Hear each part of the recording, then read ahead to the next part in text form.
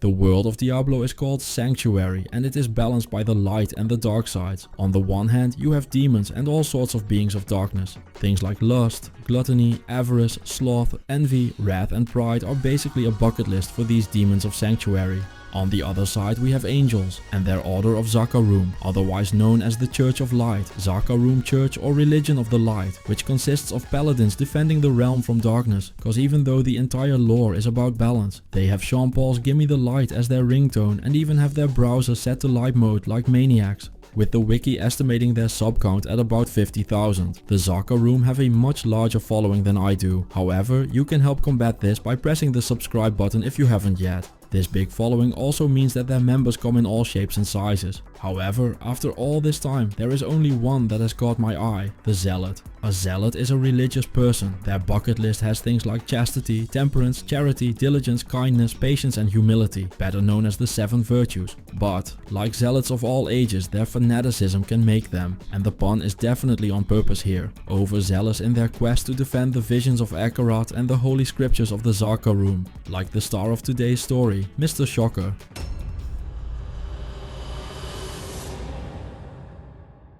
We find our hero in the rogue encampment, asking Warif if he has some time to spare for the word of Arid and a bulb for some extra light in his life. Unfortunately, the rogue encampment has a strict no recruitment policy and we are promptly asked to leave. Having been shunned from the village, we decide that we wanted to convert all of Sanctuary to the way of the light anyway and head out into the stony field, where we convince Rakanishu to join us and share his experience with us. Even though we are shunned from the rogue encampment, our money is not, so I decide to use Rakanishu's donation to the cause to buy a scepter, cause those have the most damage early in the game. I am also a man of tradition, so after buying a gear upgrade I go ahead and almost die. Which would be a problem, cause this run is done in hardcore mode, meaning that if I die it's a quick memento mori and a one-way trip back to the character creation screen to create a new Lamb of God. To fill the sockets in my armor I am going to need some runes, so I make my way into the tower where I find my first rare ring, making me realize that rare items are amazing and I should have more of them.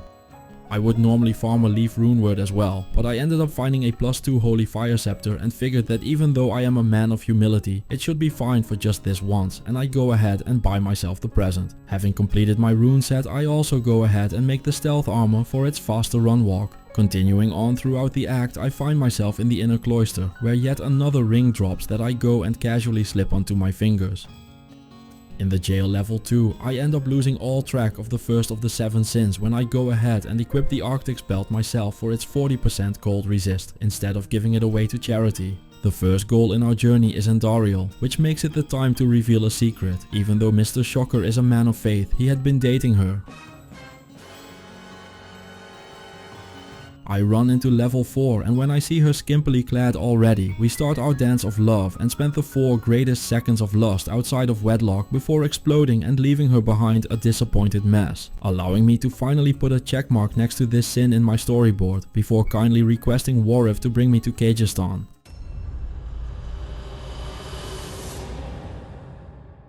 The reason I want to go to the desert is because it is on the way to my real goal, the High Council in Travancore, but to get there I need to kill Duriel with kindness before I'm able to make my way back to my homeland of Kurast, which, honestly, looks like a shit show since I was last here. Seriously? What happened? I was gone for like a week and it's suddenly a disaster zone. Kurast itself has been overrun and everything is looking like ancient Rome after the barbarians were done with it. What in the fuck, guys? What happened here? Fine, I'll go and fix it. First up, I drink some liquid courage to survive my way through the spider cavern, where I pick up the jade figurine to help stop the forces of evil from making my life total become the shape of my sphincter. In the ruined temple, I finally hit level 24, which allows me to become the man I was always supposed to be. So far I had been using a burning ring of fire, and it burned until the enemies burned higher.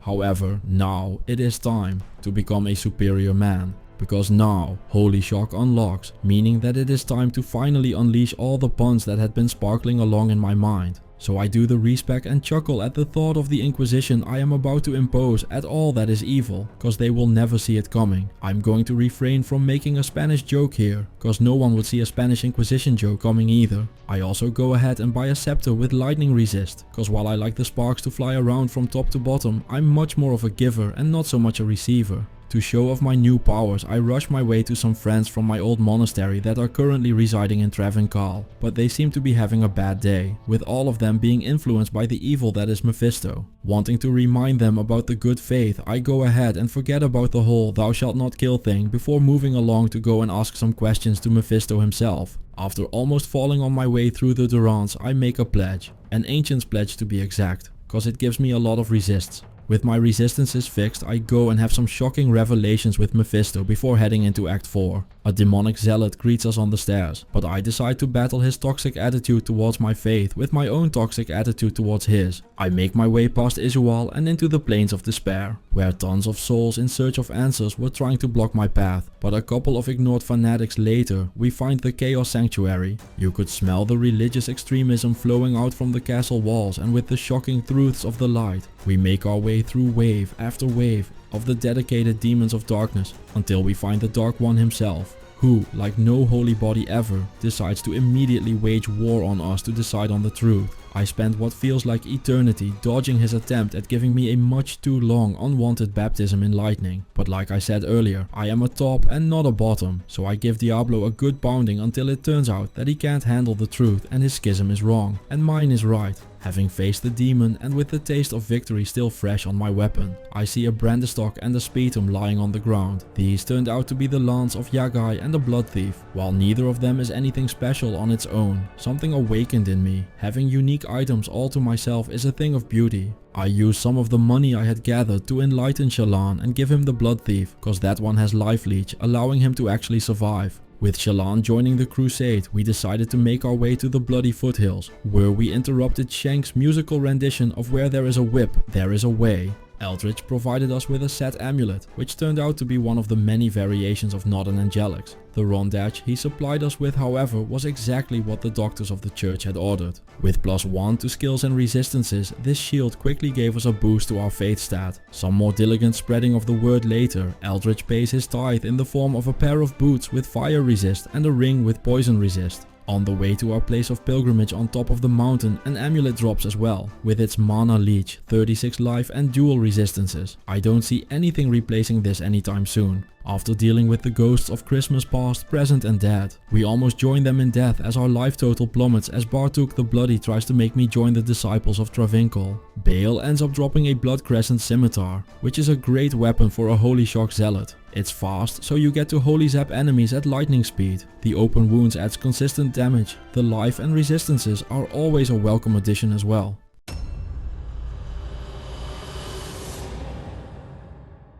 In Nightmare, I picked up an Am rune from the Countess, and a 2-socket partisan got donated by some monsters that were convinced I was doing the right thing. I also picked up a plated belt with some resist and life, and make a strength in the partisan for its crushing blow. Assuming that everything in the Undercroft is intended to be donated to the cause of the Zakarum, I find a Aaron shield with 30 resist all and embezzle it in the name of the angel Yarius. I grind the naked green lady in the basement for a while until I get all the runes I want. Larzuk smacks some holes in my shield, and I go ahead and make a 25% faster cast rate spirit, a strength of my own and a lore. The +3 skills will make me systematically hit enemies like greased lightning, which I quickly prove by showing I'm supreme to Andariel, who apparently wanted to stop dating me out of wedlock, cause she dropped a rare ring and a unique amulet to the ground on her demise. The ring apparently was so trash I didn't even bother recording identifying it, and the amulet turned out to be a Nokozan relic, which I am not going to wear over the rare I already have. A unique heavy belt drops, and that was all she wrote. I immediately dropped all pretense of being a sober, minimalistic paladin of the faith of light. Instead, I decided that while frugality drives innovation and keeps the soul clean, being rich seems like it's way more fun. So after dropping the gold wrap, I decided to head back to the catacombs in the Undercroft to see what presents naked Lady Jesus has in her box on this Good Friday. I start smashing her face in with the passion of the Akarat, making light work of her for about 50 runs and leaving behind something not even the priest of Rathma can bring back every single time.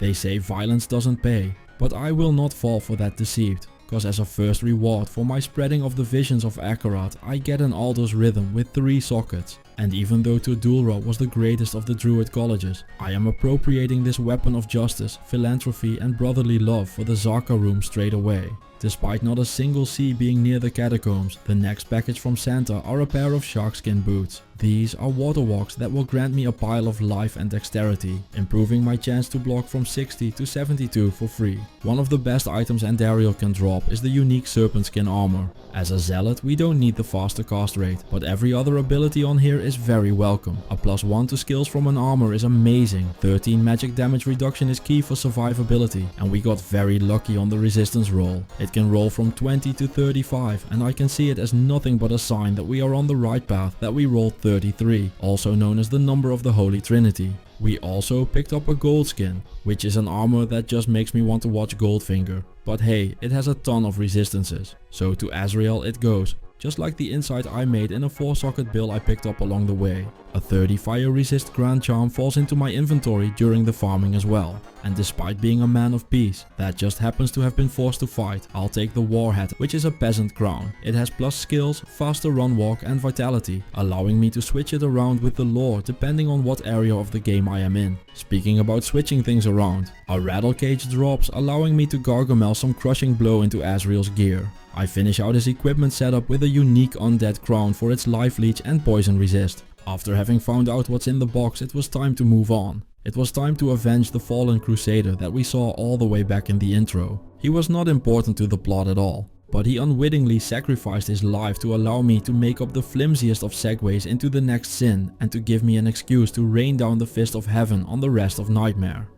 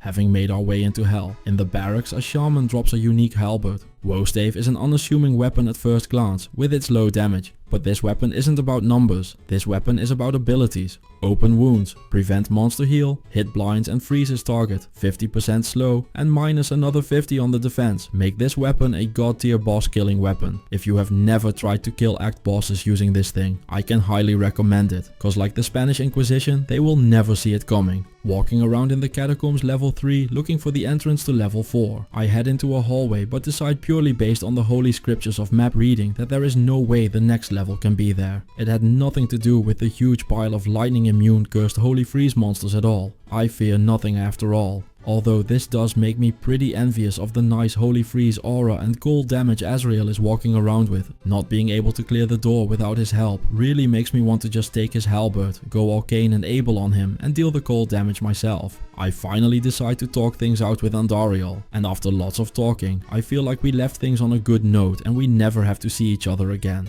Having cleared things up with Andariel, it is time for the maggot lair. In here, the journey slows down to a tempo that would make the end of times seem like a reasonable 4 o'clock baptism by fire. In here, I finally decide to do the unthinkable. I just can't watch Azrael being the only one with Holy Freeze anymore. When he isn't paying attention, envy overtakes me and I equip the skill as well.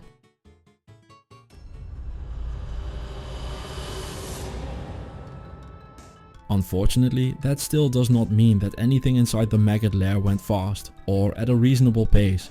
The entire lair was just one beetle after another. With each of these, a psychological battle took place. Getting through wasn't hard at all, but dear Akarat was it boring. The Zakarum Inquisition started in the time of troubles during the mid-12th century, and even starting from there, they would have been faster than I was going through the maggot lair. Beetle after beetle fell before us, but the only falling I had to be afraid of in here was falling asleep. I suffered this psychological torture for hours as the waves of beetles kept coming. Every run has a price, and the tithe on this one was my happiness. With the occupancy of the maggot lair decreased to 0 after a full clear. Level 2 turned out empty and level 3 had some stragglers, but nothing was going to stop me after coming this far. And after reenacting Malthael's genocide on everything in my way, I grabbed the Staff of Kings and finally got to leave.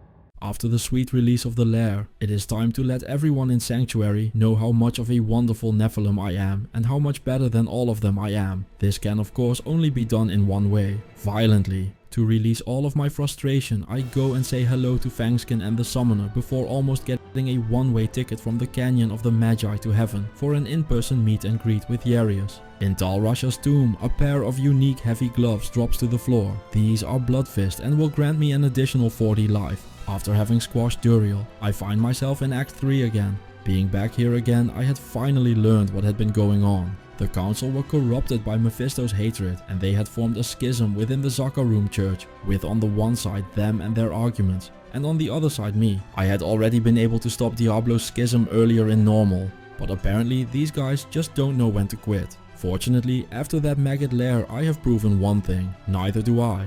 The only one who had been able to resist all of this had been the Q-Hagan Kaleem, so I was going to need his help, but to ask him some questions I was going to need to complete his body puzzle. It starts off with the Eye, which resides in the aptly named Spider Cavern, which is located in the Spider Forest. If you've never played through Act 3 Hell with a lightning based character before, bless your soul, cause to get through there I need to work my way through millions upon millions more lightning immunes. It's a good thing I don't value my time at all, so I start working my way through them one by one by one. After over an hour of whacking away at these little shits, I finally found the Spider Cavern. Sazak, the Burning is a lot of things, but lightning immune is not one of them. So I smash him to absolute pieces and take the first piece of the puzzle, Kaleem's Eye. In my search for the Flayer dungeon, I found myself in that jungle, where a 5-socket thresher dropped. Before heading back to town, I also go and press the muffin button, and make the idiot that got my order wrong taste mud. Having returned Ormus's holy relic, he gives me a ring that looks impressive. The more I stare at it, I realize that even though I'm not hitting the thawing pots on a daily basis anymore, this ring looks beautiful from afar, but is far from beautiful.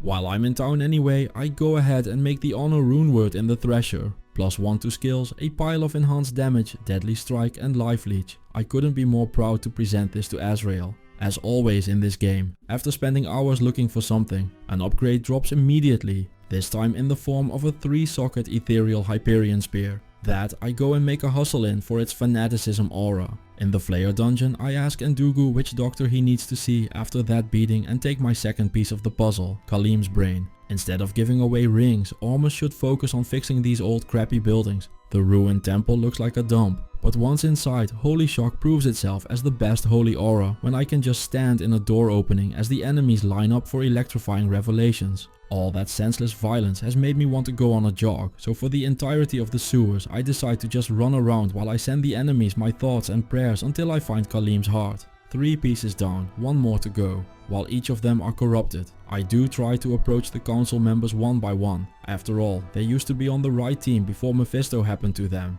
The lightning immune members of the council take some extra convincing, but all of them are no longer a part of Mephisto's schism, rewarding me with Kaleem's flail for my troubles. At this point I am just so fucking sick of lightning immunes, so imagine my happiness when inside the Durance level 1 I encounter dolls and lightning immunes. In here, Sloth rears its ugly head again, as I am so sick of all of it that I decide to just watch as Azrael does all the work. One of the super unique dolls also bugged out, but you won't hear me complaining about that. In level 2 I get cornered by maulers, allowing me to live out one of my favorite pastimes, cause on my Tinder profile you can read that I like thoughts, prayers and long walks in the Durance.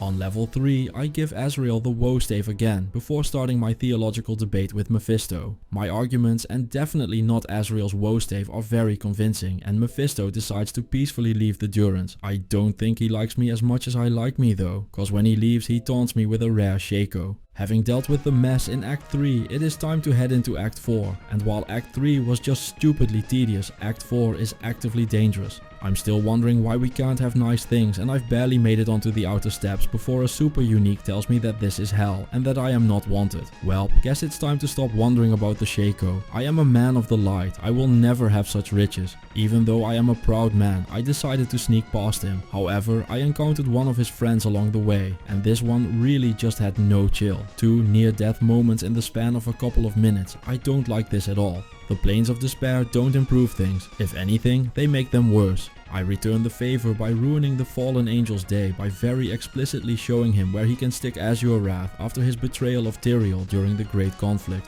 Have you ever had one of those moments where you knew you shouldn't do a thing, but just let pride get in the way? The Plains of Despair are full of souls, but I have maxed resist lightning for Akarat's sake, so I go in and make the mad dash through. Things don't get any easier here though. It takes all I have to make my way down the stairway to hell for entrance to the River of Flame. Things are truly falling apart at this point, but I have the light and the power of the Zakarum behind me. I am going to push on. After encountering the fallen god Hephasto, I go and cripple him again. He already fell for a full day before crash landing in the River of Flame, but seeing as he survived, this time I decide to finish the job with lightning. And I can't tell which rune the Hellforge drops. For that atrocious of a joke, I get sent back to Nightmare. It definitely didn't have anything to do with staring death in the face every couple of minutes. It was all about the joke. During my practice laps of the Chaos Sanctuary, my totally obvious foreshadowing earlier comes to fruition as a unique Shaco drops from the Infector of Souls. This is of course the Harlequin Crest, one of the most iconic items in the game, a reputation it fully deserves with its +2 to skills and stats, piles of life and mana per level, physical damage reduction and 50 magic find. And despite looking absolutely nothing like an actual real life Shaco, this helm deserves every part of the praise it gets. This is one of the highest of high-end helmets, and I am praised to be allowed to wear it this run. With this upgrade, I decide that it's time to go and do a Dante's Inferno, making my way straight back into the pits of hell. I'm here because I am looking for a 3-socket weapon base,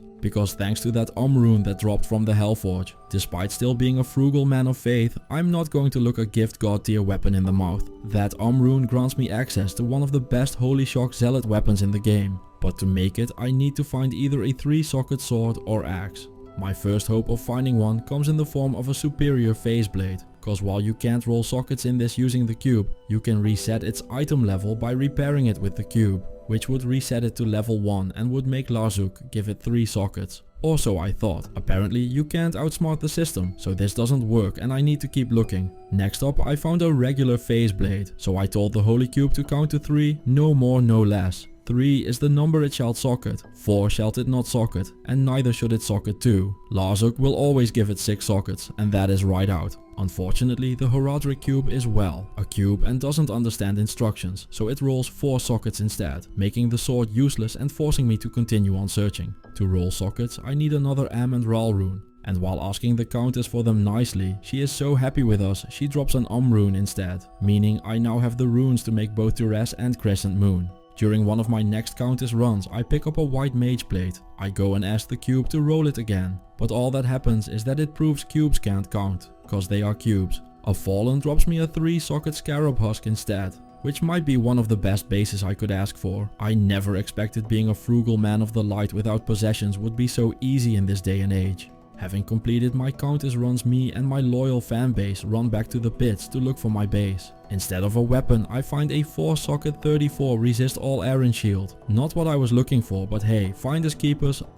I want to make another spirit, but that means it is time to head back into the tower for more Am runes. On my way there, I find a shape-shifting skiller with some lightning damage on there, meaning that my claim on the Tur Dulra is taken seriously, and they are now preaching the ways of lightning damage like true Zakarum. As always, I have to make do with little, so I end up combining runes to make an M rune, finally finishing my spirit, which ends up rolling at 28 faster cast rate. I'm not using that mod at all, but it's probably the only mod people care about on the whole thing. Well, that and the +2 skills, but I already had those. I finally end up finding my weapon base when a 3-socket cleaver drops to the floor. It wasn't what I was looking for at all, but I don't care for earthly possessions and will always make do with what I am given. And even more importantly than that, at this point I have been looking for hours and just want to get on with it. So I make the crescent moon in the cleaver. What a thing of beauty. An rune gets you static field on striking, 20 increased attack speed, over 200 increased damage, ignore target's defense, 25% open wounds, and most importantly, minus 35% to enemy lightning resist,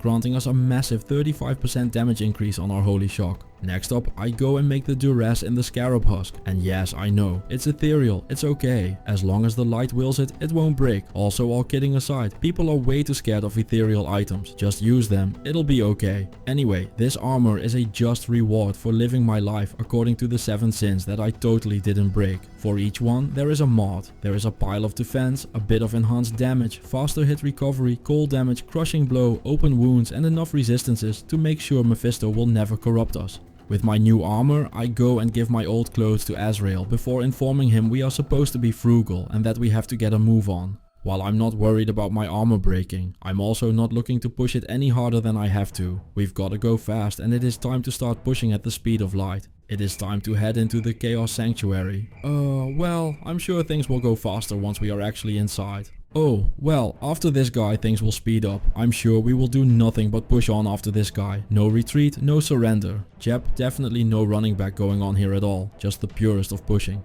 And of course, nothing but the safest of gameplay. Cause that's what this channel is all about. Seriousness, safety and smart decisions. Having cleared out everything, there is only one thing left in the Chaos Sanctuary. And that is to deal with the big man himself. We conduct an experiment with his life total and alternating currents, and after conducting his own research and having his Amida's circuit broken, Diablo joins the cult of the static. Having cleared hell itself, I decide to make my way to a monastery retreat on top of a mountain. On my way there, I come across Shank again. I thought he was dead, but apparently not, so I go and take care of that. As a thank you, Larzuk rips a hole in my Shaco for me to do whatever I want with. And after checking my resistances, I decide to put an Ort rune in there for some additional lightning resist. It turns out to be a very long and boring talk to try and get the ancients informed about current events. Those being that they are being conducted out of this story, cause they aren't Zakarum and therefore need to GTFO. They finally get what after 20 minutes of explaining it to them, and they finally leave. After 3 days of being rid of them, my sins respawn in the Worldstone Keep level 2. The Beatles are back and this time they are going full Yoko. Despite this, all it takes is a quick skibby dibby dib, yo day dub dub to show them that I'm the Chapman. After a quick round of succubi survivors in the Worldstone Keep level 3, it is time for the most obvious of all things that have ever obvious, cause after clearing out all the succubi, I head into the Throne of Destruction. And what do you know? It's souls. Who could have seen that coming? Not me. This totally hasn't been happening to me for the last every single run ever. I am totally happy and not at all annoyed by getting souls every single time. And at this point I'm just in for a penny and might as well be in for a pounding. So once again I toss my respect of my time in Jacob's Well and clear out the souls in the throne room. Akmel the Cursed decided to revive some souls, but besides that, the Bale waves were easy, meaning that there was only one final destination for my crusade. I had a bunch of really cool Bale's clone schism jokes lined up. However, Azrael's halberd did to Bale what Gargamel wishes he did to the Smurfs, meaning that with a final hit of Holy Shock, Mr. Shocker zapped Bale to his death and the battle was over. The world was saved. Overthinking his adventures, Mr. Shocker realized that in this crusade not only had the demons fallen, so had his morality, consumed by the very sins he once sought to eradicate. As he turned to Town Portal away, he realized that the light had left him. There was no returning after everything he had seen and done. He was no longer a vessel of the light. With the demons gone, he was now the Lord of Sanctuary, and no one could stop him. With a gleeful smile, he walked into the red portal.